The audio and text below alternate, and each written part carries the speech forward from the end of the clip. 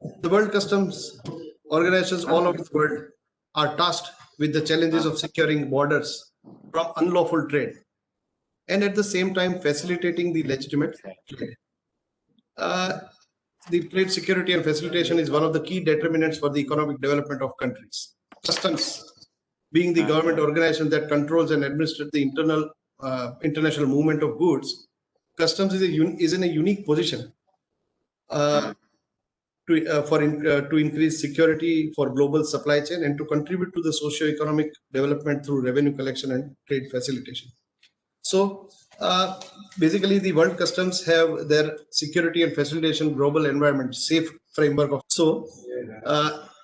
largely saying growth of global trade and increasing security threats to international cargo.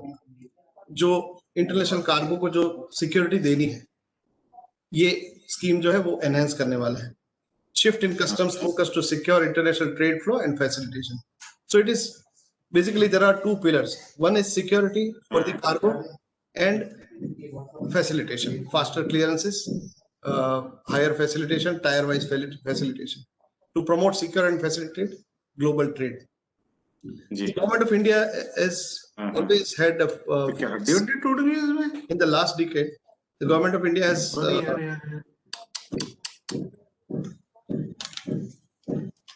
last decade में government of India का focus रहा है ease of doing business. As you might all know that India was had more than 100 ranking, and it has slowly come forward in the top 50 or top 60 internationally. So this, as a part of this scheme, is also will facilitate the ease of doing business. To act as a deterrent to international terrorism. International terrorism भी एक ऐसी चीज है जो आजकल बहुत face कर रहे हैं. All kinds of wrong things are being done to the international cargo just to cripple the economics of the world. To secure revenue collection. Revenue collections ऐसी चीज है जो faster the clearance is, more the international trade and more the revenue collections. So that way, this is going to assist. So what is safe framework of standards? AEO के लिए, it is based on it is a concept by the World Customs Organization, and the safe FOS consists of 3 pillars mainly. Pillar 1 deals with customs to customs partnership. Pillar 2 covers customs to business partnership, which is the core part of this.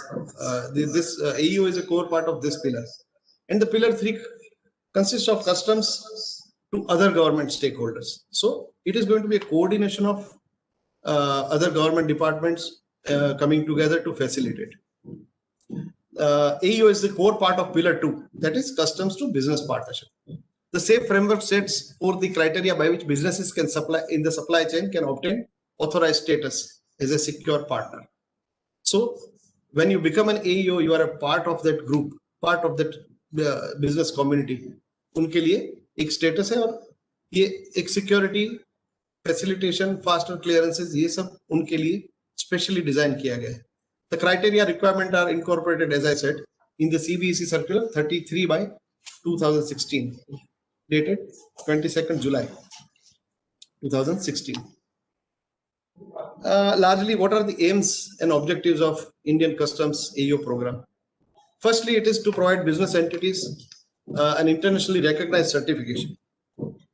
So this is a unique international instrument that is ushered in the modern supply chain security standards with help of a closer partnership between customs and business in form of this program. It seeks to provide tangible benefits. I am speaking the words of the circular. Provide tangible benefits in form of faster custom clearances and simplified customs procedures to those business entities who offer high degree of security guarantees. There is the scheme. आपको पहले prove करना पड़ता है कि your internal control system is strong. Your safety guarantees हैं, which we'll go into detail later on, in respect to the role played in the supply chain. So, in a nutshell, March 15 को 168 countries out of the 188 World Customs Organization members had signed for this, signed letters of intent, committing to this implement safe network. In India, the AEO program was launched in 2011 actually. इसके बाद धीरे-धीरे develop होता गया. Let us understand the supply chain. The stakeholders कौन होते हैं? International supply chains में firstly importers and exporters हैं, which are the main people who import and export good cargo. अब उनकी फैसिलिटेशन के लिए लॉजिस्टिक प्रोवाइडर्स होते हैं, तो उनके लिए भी AEO स्टेटस है, उनके लिए भी ईज ऑफ डूइंग बिजनेस किया है. There are terminal operators who provide facilities to customs. There are, whenever there is a custom and business attachment, there are brokers. So customs brokers, custom house agents are very important part of this international supply chain, and the warehouse operators. The warehouse operators are also very important because cargo आते ही सीधा distribution point पे नहीं पहुंचता. There are many cargo which have to be put in the warehouse. The basic objective of the revised AEO program, जो अभी revised हुआ है, shall continue to remain the same as earlier, as to provide businesses with an internationally recognized quality mark. The AEO status है, वो एक quality mark है, which will indicate their secure role in the international supply chain, and that their customs procedures are efficient and compliant. यही words है. The entity with an AEO status can therefore be considered as a secure trader. अब उनके लिए भी एक trader के लिए भी एक ये status का symbol है, that he is very reliable trading partner.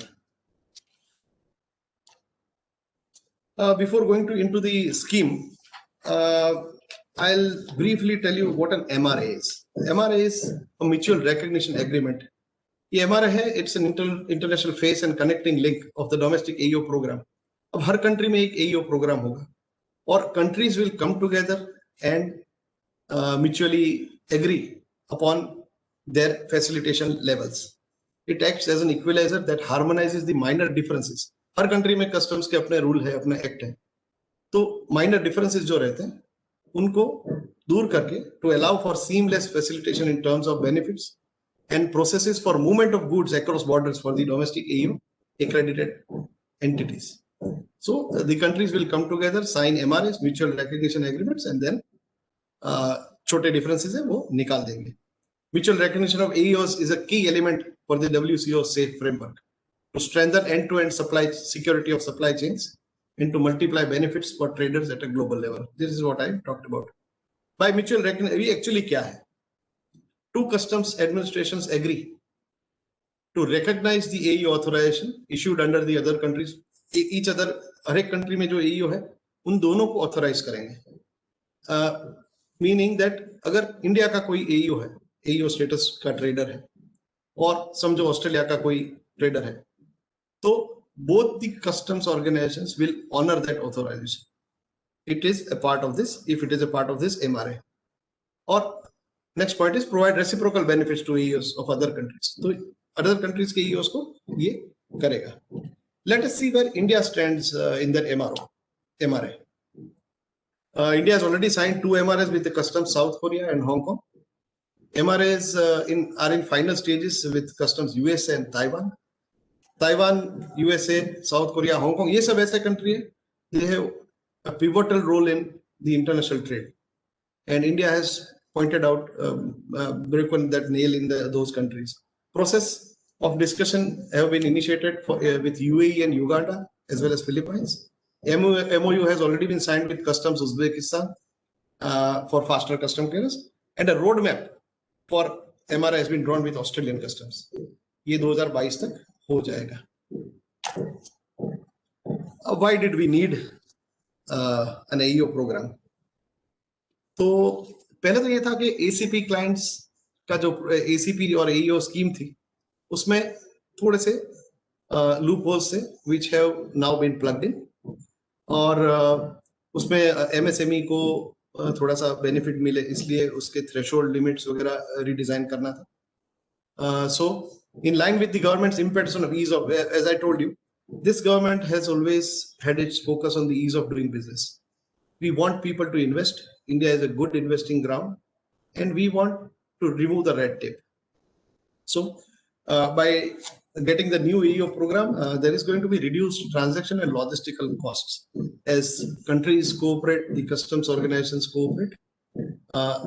We'll go into the detail how the transactions are, which are reduced or they can be deferred transaction costs. और लॉजिस्टिक्स का प्रोवाइडर्स को भी एईओ स्टेटस दे रहे हैं, तो उनके लिए भी फैसिलिटेशन बन जाएगा. There would be faster clearances, which again will go tier wise when the baby see the benefits, and reduce paperwork. To provide Indian traders an internationally accepted certification and benefits. ये पहले नहीं था, तो अब as we know, Indian businesses are striking their record internationally, and we need to get them accepted internationally. So this AEO certificate will take the international traders, our Indian traders internationally accepted, and इनके लिए increase in business opportunities.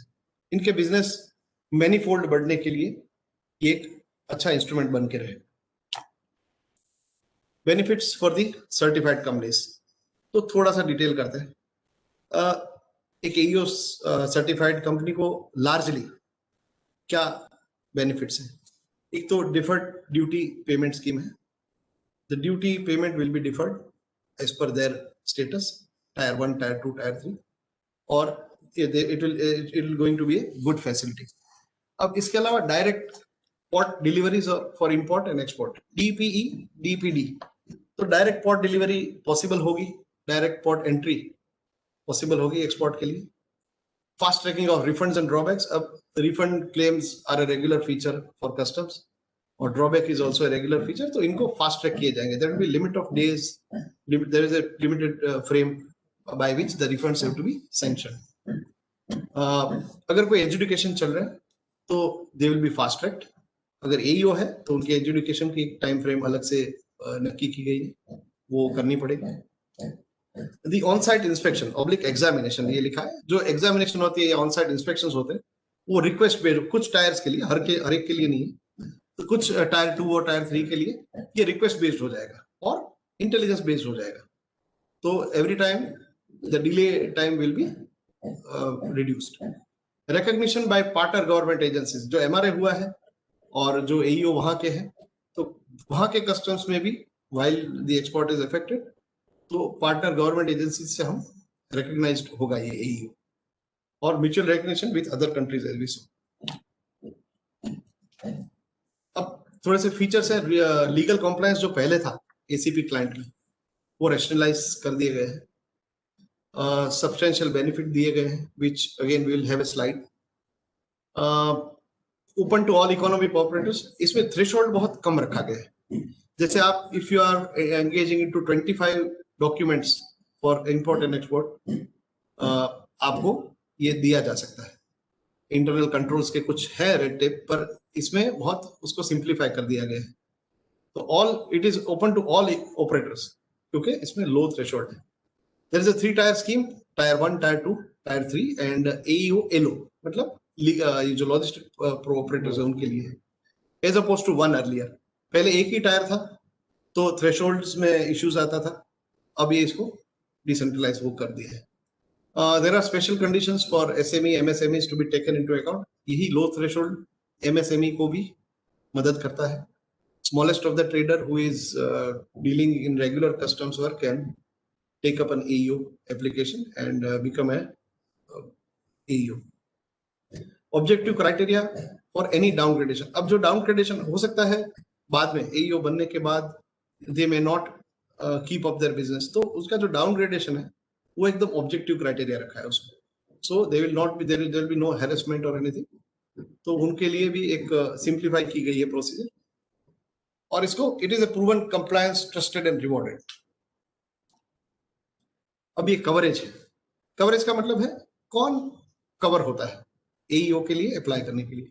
As I said, anyone handling 25 documents per annum, तो आप साल में 25 shipping bill of entry deal कर लिया है, तो यू आर एलिजिबल. फर्स्टली आपने कस्टम्स रिलेटेड वर्क किया होना चाहिए, तो नेचुरली इंपोर्ट एक्सपोर्ट किया होना चाहिए. Anyone in the supply chain, अगर आप इंपोर्टर हो, एक्सपोर्टर हो, वेयरहाउस ऑपरेटर हो, if you are in that supply chain you are eligible. एक चीज है, only the legal entity and not a group company. अब group company, supposing I have 15 factories across India, तो group company इसमें अकेली AEO नहीं बन सके. लीगल एंटिटी हो, तो इसके भी रिपरकशन है, इसलिए किया गया क्योंकि एमआरआईज में फिर smaller companies and those can not be pointed out, कुछ प्रॉब्लम होती है तो द लीगल एंटिटी है उसी को एईओ है, दे हैव टू मैनेज। इसमें there will not be any site branch division specific, that is what I told you. छोटी एक्सपोर्ट करती है तो मेरी कंपनी को ईओ लेना पड़ेगा, छोटी सी ब्रांच के लिए एक्सक्लूसिव वो नहीं कर पाएंगे। बिजनेस एक्टिविटी फॉर 3 फाइनेंस, एक चीज ये है कि 3 फाइनेंशियल ईयर्स में आपने बिजनेस एक्टिविटी की होनी चाहिए। तो अगर आपका बिजनेस 3 फाइनेंशियल ईयर से पुराना है, which can also be waived in deserving cases, तो you can apply for an AEO. एक चार्ट हमने कोशिश की है, एलिजिबिलिटी क्राइटेरिया बिजनेस एंटिटी के लिए क्या होता है। तो पहले तो it should be established in India, proven compliance with customs and other laws, तो मतलब इंपोर्ट एक्सपोर्ट 3 साल से किया हुआ तो प्रूवन कंप्लायंस होना चाहिए, कोई डिस्प्यूट बड़ी नहीं होनी चाहिए। Financial solvency is very important once you are into this business, financial solvency होगी, we will have to prove while applying. एक है कि इंटरनेशनली रिकॉग्नाइज्ड अकाउंटिंग सिस्टम आपको रखना है, रिकॉर्ड मेंटेनेंस है, तो वो it has to be there, systematic record maintenance है। और to maintain approved security and safety standard. अब सेफ्टी स्टैंडर्ड जो है वो I will go into a bit of detail there. तो ये जरूरी है कि सिक्योरिटी स्टैंडर्ड्स हो, because once you are getting into a business as a reputed trader, you need certain things which everybody else in the other countries whom you are trading with are having, तो AEO बन जाता है।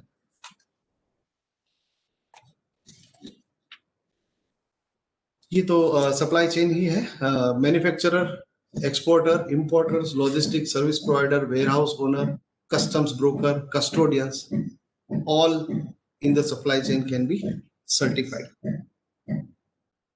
Actually ये जो circular 33/2016 है वो exhaustive है, उसमें हर एक डिटेल दी गई है। So there are things that maybe an importer or exporter has to give, but the customs broker need not give that. So that will be taken care of in the circular. 3 तरह के EO हैं, Tier 1 which is the basic level of facilitation, AEO Tier 2, the middle level, and the AEO Tier 3, और एक AEO LO है, logistical operators. तो ये जो 4 category है, इसमें LO है, उनको Tier 2 वाली सभी बेनिफिट्स अवेलेबल है। Tier 1 में if you are a Tier 1 AEO, what are you going to get? High facilitation, direct port delivery, direct port entry. The bank guarantee, this is very important for a taxpayer. Bank guarantee is going to be reduced by 50%. Only 50% bank guarantee देनी है। Expedited investigation and dispute resolution. अब ये अगर कोई dispute चल रही है या तो कोई investigation चल रहा है जो it's a routine nature in customs, तो ये आपको faster expedited हो जाएगा। It is going to be on request 24/7 at all seaports and imports. आपके लिए 24/7 एयरपोर्ट्स और सीपोर्ट्स खुले हैं। तो this is going to be criteria fulfil करने हैं, पर this is available. OSPCA once in 2 years. अब ये OSPCA है on site post clearance audit.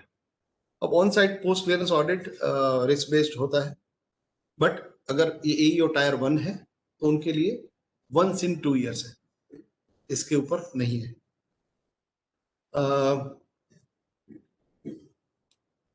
ID cards, अब AEO है तो ID कार्ड्स दिए जाएंगे। वेयरहाउसिंग के लिए भी फैसिलिटीज है, अगर AEO है तो उनके लिए सेपरेट स्पेस डिमार्केट होगी वेयरहाउसेज में, और हर कंसाइनमेंट के अराइवल या तो डिपार्चर पे ईमेल आएगा, विच इज ये छोटी बातें हैं, पर once you are in the field we can see के कभी कभी लार्ज ट्रकलोड्स ऑफ कंसाइनमेंट्स आते हैं, तो the CHA gives information to the trader and trader would come. तो ऐसा नहीं है, वो रियल टाइम उनको ईमेल पहुंचेगा और फास्टर क्लियरेंस हो जाएगी।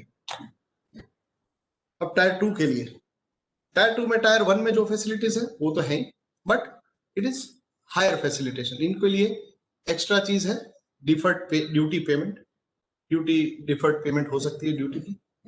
एमआरए बेनिफिट्स, ये अदर कंट्रीज के लिए जो एमआरए का जो बेनिफिट है वो टायर 2 से शुरू होता है, तो उनके लिए है। वेवर ऑफ सील वेरिफिकेशन, जो सील वेरीफाई होते हैं, जो कंसाइनमेंट्स के सील होते हैं, उनको वेव किया जाएगा। If it is a tyre 2, A seal may not be verified. तो ये ट्रस्ट की basically this scheme deals with trust, कि आप अगर रेप्यूटेड हैं, आप ट्रस्टवर्दी हैं, तो आपके लिए फैसिलिटीज है, because you are helping the country's revenue. Priority in scanning and assessment, आपकी कंसाइनमेंट को हमेशा प्रायोरिटी दी जाएगी। स्कैनिंग में, असेसमेंट में वो अलग से ही डील होगा। अगर एईओ है तो उनको प्रायोरिटी दी जाएगी, स्कैनिंग में उनके कंटेनर पहले जाएंगे, असेसमेंट जल्दी होगी। और अगेन द बैंक गारंटी, उसका फैसिलिटेशन इंक्रीज कर दिया गया। अभी अगर 100 रुपए का चाहिए तो इनको 25 रुपए का ही बैंक गारंटी देना है। सो द 25% बैंक गारंटी ही सिर्फ देनी है, which is a big boost for the traders. On site inspections के टाइम पे स्टिकर्स लगेंगे, there will be separate stickers given to them, तो वहां भी एक्सपोर्ट के केस में these stickers would be identified that this is a AEO Tier 2 from India. Refund rebate का time दिया गया है 45 डेज ओनली। सो जो नॉर्मल रिबेट होते हैं उनसे काफी फास्टर हो जाएगा। Refund rebate has to be sanction in 45 days. Drawback के भी टाइम लिमिट्स है जो सर्कुलर में है, वो फास्टर होगा। और एक क्लाइंट रिलेशन मैनेजर कस्टम्स की ओर से रहेंगे, who will be the connecting link between the trade and the customs. So client relation manager will work on behalf of the trader to make things easier for both customs as well as the trader. So this is an additional facility. अब जो on site post clearance audit है, clearance होने के बाद जो on site post audit होती है, वो टायर 2 के लिए 3 साल में एक बार होगी, once in 3 years. And Tier 3, AEO Tier 3 has the highest facilitation. उनको Tier 1 और Tier 2 को जो बेनिफिट्स मिल रहे हैं वो तो मिल ही रहे हैं। इसके ऊपर जो स्कैनिंग हम देखा था उसमें बाकी के 2 टायर में ऐसा था कि प्रायोरिटाइज किया जाएगा कि अगर आप Tier 1 2 है तो आपको प्रायोरिटी भी दिया। इसमें only scanning will be done only on intelligence. अगर इंटेलिजेंस है तो ही स्कैनिंग होगी, अगर बाकी AEO Tier 3 की scanning will not be done. there will be a reliance on self certified copies. इसके इस डॉक्यूमेंटेशन के लिए परेशानी नहीं होगी। No bank guarantee will be required. If you are a Tier 3 AEO, no bank guarantees will be required. Risk based intervention by other departments. Other departments, there are a lot of departments which are involved while importing and export. तो risk based intervention है, बाकी कोई वो नहीं है। Refund and rebate only in 30 days. If you are an AEO Tier 3, refund and rebate will be issued, sanctioned in 30 days. Normally time लगता है, documentation बहुत होती है, but once you are certified, you will be given the refund in 30 days. The on-site post-clearance audit will be once in 5 years. 5 साल में एक ही बार OSPCA होगा Tier 3 के। Now we'll briefly go into the AEO logistic providers. Logistic providers के लिए waiver of bank guarantee for transshipment, bank guarantee नहीं देनी है। Facility of running bond, bond को बार बार renew नहीं करना है, running bond इनको चल सकता है if he is an AEO LO. Exemption from case to case permission for transit.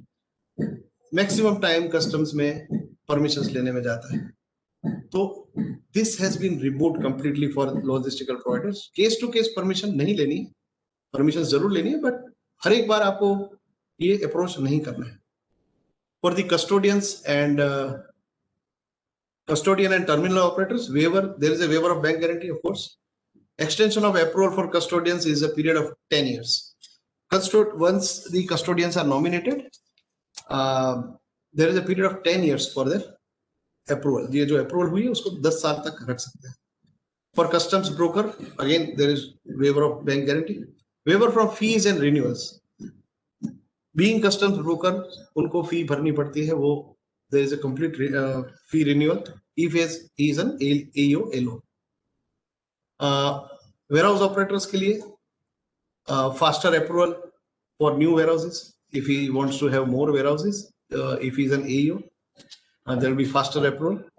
Waiver from antecedent verification, solvency certificate, security for extension of warehousing, security for sensitive goods, इन सारी चीजों को wave कर दिया गया because the customs organization knows him that he is an ALO, he has already proven himself, so we need not harass him once again. तो ये एक बहुत बड़ा इंसेंटिव दिया है. सर्टिफिकेट नॉर्म्स हैं थोड़े. Importers and exporters fulfilling the eligibility criteria may apply for documents informing pertaining to, उनको जनरल कंप्लायंस चाहिए जैसे इंटरनल कंट्रोल सिस्टम है, सिक्योरिटी है. लीगल कंप्लायंस चाहिए, they should be legal entities और डिस्प्यूट्स नहीं चल रहे होने चाहिए. Record maintenance and compliance should be international standards के हिसाब से होना चाहिए. And financial solvency, of course financial solvency रखनी है. तो ये सब चीजें प्रूव करेंगे. If it is not found that the records are maintained to the satisfaction of the AEO programme manager, then the entity may be awarded the ALO. कोई problem नहीं दिख रहा है अगर, तो AEO programme manager will give him the certificate. AEO 2 के लिए, in addition to the criteria in AEO T1 वाला तो रखना ही. The AEO T2 applicant should fulfil the following 7 aspects. अब ये एस्पेक्ट्स मैंने तो बुलेट ही रखे हैं, but they are given very much in detail in the circular 33/2016 and we can go through that. तो प्रोसीजर सिक्योरिटी चाहिए. Whatever the procedures are undertaken by the trade, ये आपको एक परफेक्ट सिस्टम इन प्लेस रखना है जो जैसे generally accepted accounting principles है, international financial reporting standard IFRS है, वो ऑडिट बेस्ड कस्टम्स कंट्रोल रखते हैं. ये सब चीजें प्रोसीजर सिक्योरिटी, प्रीमाइसिस का सिक्योरिटी चाहिए. There has to be a system where the goods are to be placed. There has to be a perfect security system. Security guards चाहिए. The loaders and offloaders need to be trained. अगर AEO है आप, तो आपके लिए आपको अपने staff को ट्रेन करना पड़ेगा. कन्वेंस का जो ट्रांसशिपमेंट, मतलब जो ट्रक में कार्गो जाता है या ट्रेन से जाता है, उनकी सिक्योरिटी का एक सिस्टम इन प्लेस रखना है विच इज इंटरनेशनली रिकॉग्नाइज्ड. तो उन चीजों में ये इंटरनल कंट्रोल्स आपके कितने स्ट्रांग है, उस हिसाब से आपको ये मिल सकता है. Personal security, as I said, आपके स्टाफ जो है, जो अकाउंटिंग स्टाफ है, सिक्योरिटी स्टाफ है, जो लोडर्स हैं, जो अदर लॉजिस्टिक्स देखते हैं, जैसे अकाउंटिंग देखते हैं, फिर आपकी इन एंड आउट रिकॉर्ड रखते हैं, वो सब चीजें स्टॉक देखते हैं, उनको उनके लिए भी एक सिस्टम आपके पास डिजाइन होना चाहिए जहां पे वो लोग ट्रेंड हैं. और ये AEO को, because it is a preferred this thing, so अगर आप AEO T2 है तो आपको ये सब चीजें चाहिए. Security training and threat awareness. अब बहुत बिजनेस पार्टनर सिक्योरिटी, मतलब आपके जो अगर पार्टनर्स हैं, बिजनेस पार्टनर्स हैं, तो उनकी सॉल्वेंसी, उनकी जैसे उनकी जो बिजनेस ट्रेडिंग स्टाइल है, वो आपको एक से ठीक करनी पड़ेगी. और ट्रेनिंग, आपकी जो सिक्योरिटी वगैरह है, सिक्योरिटी ट्रेनिंग होनी है. थ्रेट अवेयरनेस, जैसे नेचुरल कैलामिटीज आती हैं या तो पेरिशेबल गुड्स हैं, तो उनकी सिक्योरिटी कैसे आप इंश्योर करेंगे, वो AEO T2 लेने के टाइम आपको सर्टिफिकेट नॉर्म्स में आपको प्रूव करना पड़ेगा. T3 के लिए, as we saw, it is, ये सबसे हाईएस्ट फैसिलिटेशन है. The economic operators should have continuously enjoyed status of T2 for at least 2 years. अगर T2 में आप 2 साल एटलीस्ट निकाले हैं, तो you can apply for T3 status. और अगर कोई इकोनॉमिक ऑपरेटर है, must be an AEO T2 certificate holder, and all its business partners have to be holders of AEO T2 or AEO LO certificates or equivalent granted by foreign customs. अगर foreign customs ने आपको AEO T2 या किया है, तो आपको T3 आप कर सकते हैं.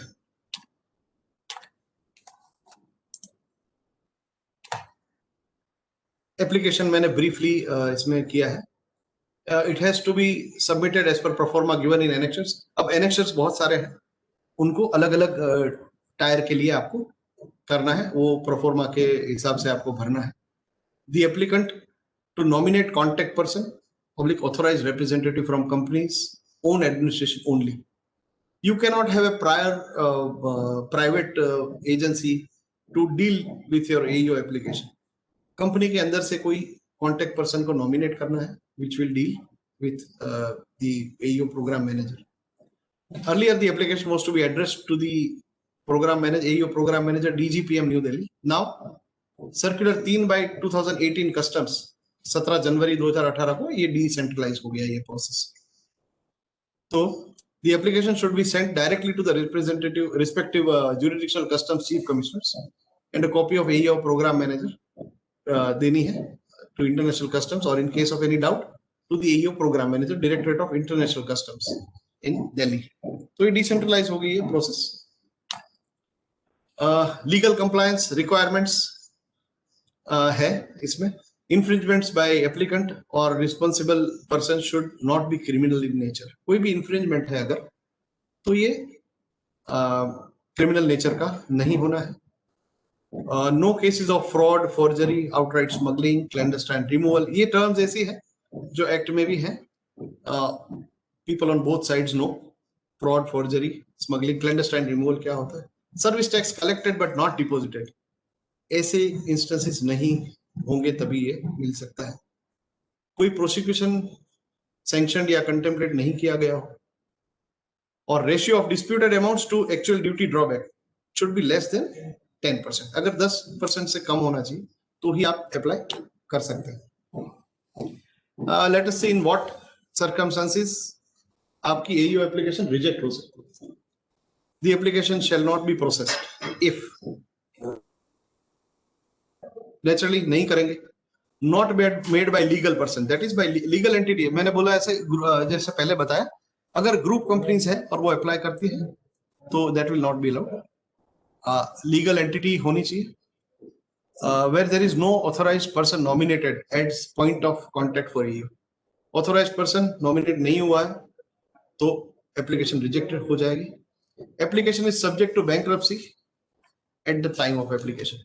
अगर applicant on the verge of bankruptcy है, but saying that financial solvency is very much a part of this programme, तो on the verge of bankruptcy है तो एप्लीकेशन रिजेक्ट की जाएगी। एप्लीकेशंस अगर where previously granted AEO is revoke, अगर पहली AEO revoke की गई देन ये प्रोसेस नहीं होगा। Applications will be rejected where applicant is not eligible for grant of AEO status or where the deficiency noticed in the application cannot be remedied. अब इसमें एक विंडो ओपन है कि अगर कोई प्रॉब्लम है, कोई डिफरेंस है, कोई डिस्क्रिपेंसी है, तो दैट कैन बी रेमेडी हो सकती है उसकी। सिंगल टायर AEO एलो है। This certification for logistic service providers custodian, ये जो हमने देखा, उस are same as AEO T2। AEO T2 को जो क्राइटेरिया फुलफिल करना है वही इनको करना है, but the validity is 5 years. Let us also see how AEO status can be reviewed. AEO program team would review the status periodically, because अगर ये नहीं होता है तो मे बी थ्रेशोल्ड बदल जाएंगे, बिजनेस नीचे हो गया, ऊपर हो गया, तो it has to be reviewed. The AEO status holder should continue to reassess its compliance with conditions of certification. जो सर्टिफिकेशन में कंडीशंस है उनको खुद ही AEO को रिव्यू करना है। However, their status would be definitely reviewed. For tier 1 it will be 3 years, tier 2 also it will be reviewed in 3 years. For tier 3, because it has the highest facilitation, once you get into the tier 3 range, it will be reviewed only after 5 years, and for AEO LO also it will be for 5 years.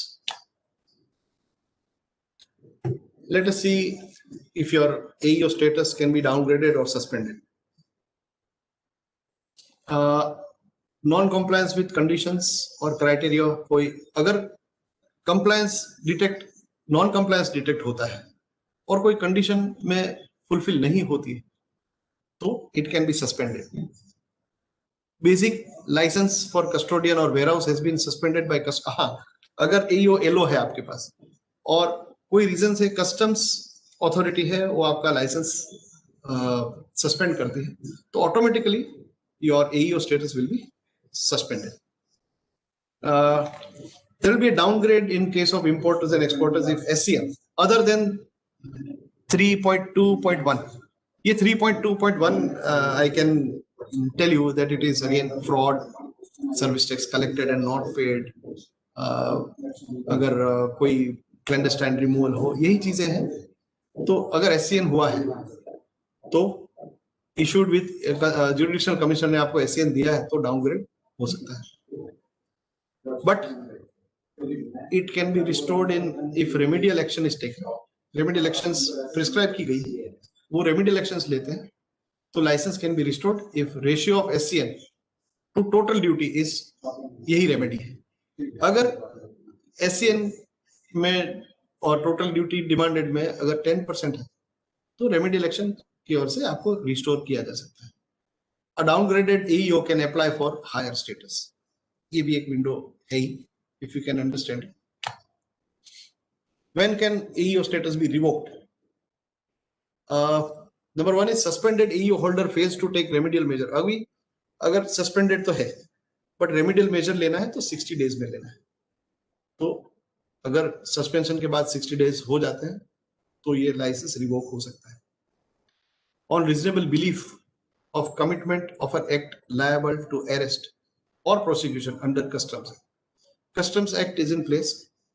If there is a reasonable belief, तो ये commitment of an act liable to arrest ये revoke हो जाएगा.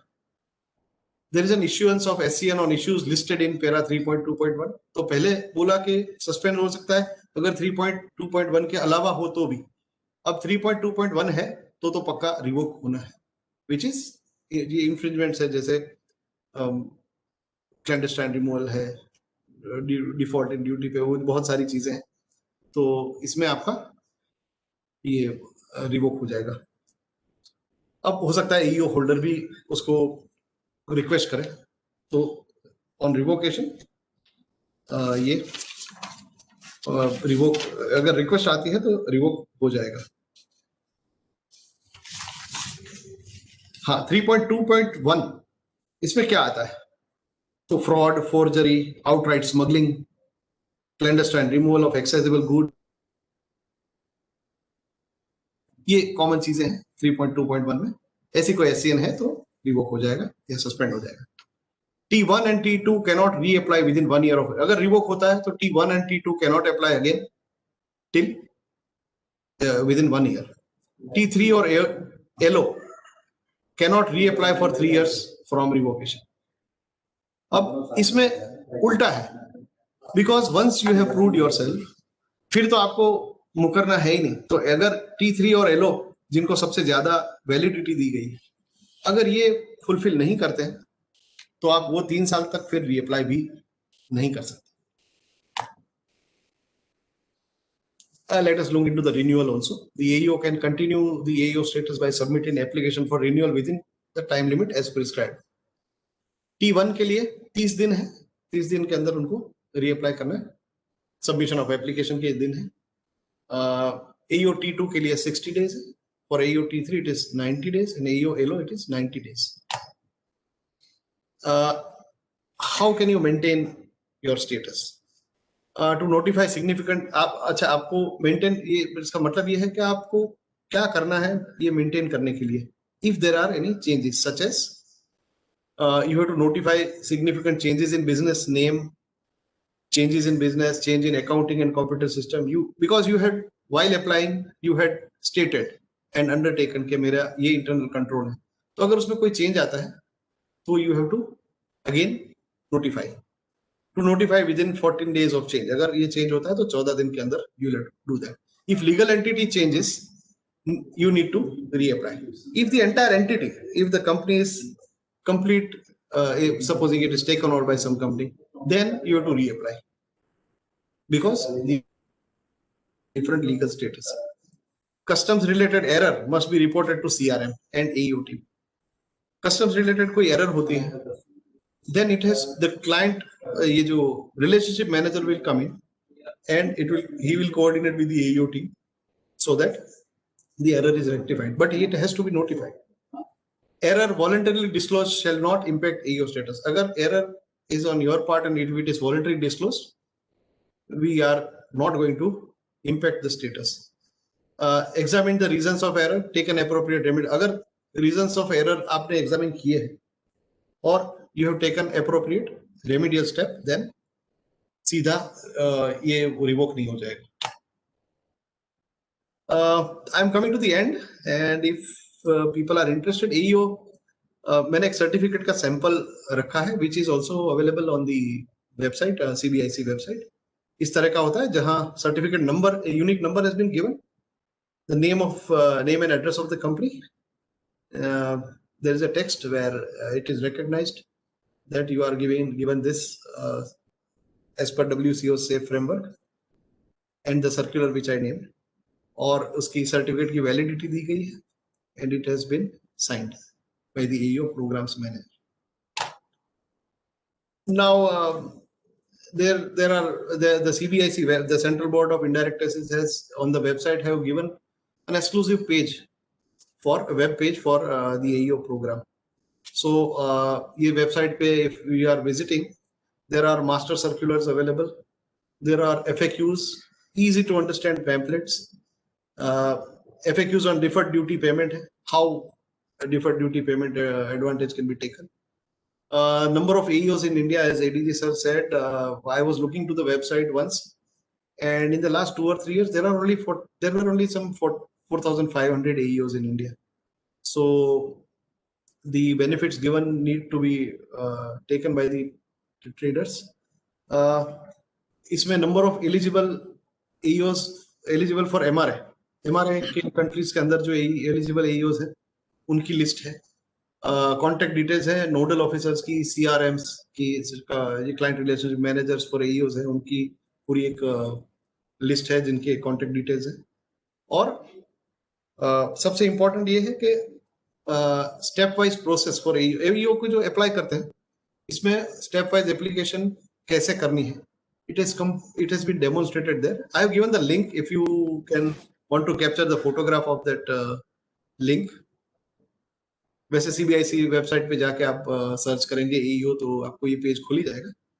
But I kept this slide because the CBIC has done a fantastic job in this web page. इसमें all doubts can be cleared. Thank you very much.